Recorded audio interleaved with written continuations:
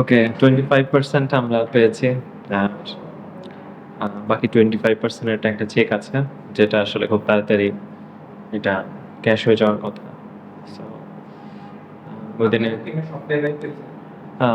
Maximum প্লেয়ারই তো পেয়েছে যতটুকু আমি জানি। দু একজন বাদ আছে কিনা আমি জানি না আসলে, বাট যতটুকু জানি যে ম্যাক্সিমাম পেয়েছে। যাবেন এই ম্যাচটা শেষ প্রায় উইকেট থেকে আপনাদের জন্য ক্রুশাল ছিল কিনা, যে মোমেন্টে খেলাটা ছিল আপনাদের পরবর্তীতে আসলে আমি দুইটা বল ফুল টাচ বল লো ফুল টাচ বল আমার মনে হয় মিস হয়ে গেছে। একটা এই পাশ থেকে যে বল করলো আর একটা হাসানের বলে যেটা ফুল টাচ বলে, আমি ওইটা একটা এই দুইটা বাউন্ডারি হতে পারতো আমার দিক থেকে, এটা আমি মিস করেছি আমার মনে হয় এখন।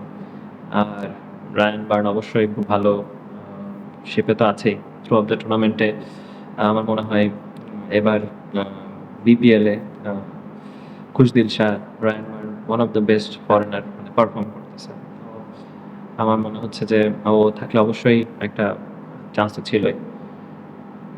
আপনার ইনিংসটা নিয়ে আসলে আমার ইনিংস নিয়ে ওরকম কোনো স্পেশালি বলার কিছু নাই। আমি আসলে স্কোর বোর্ড এরকম শুধু দেখতেছিলাম যে ম্যাচটা কতটুকু ক্লোজে নিয়ে যায়, রান রেট কত চলতেছে।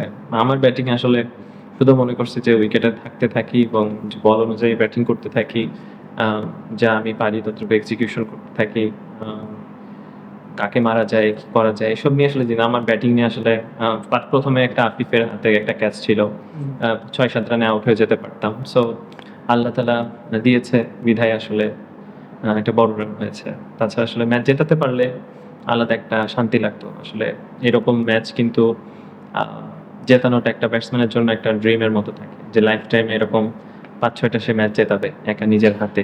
তো জেতাতে পারলে হয়তো নিজের ইনিংসটা অন্যভাবে আপনাকে আমি সামারি করতে পারতাম, বাট এখন আসলে সামারি করার মতো কিছু না। হ্যাঁ একটা সংখ্যাই তো, ভালো সংখ্যা সুন্দর সংখ্যা, বাট আফসোস থেকে যাবে আমার মনে হয় এটা।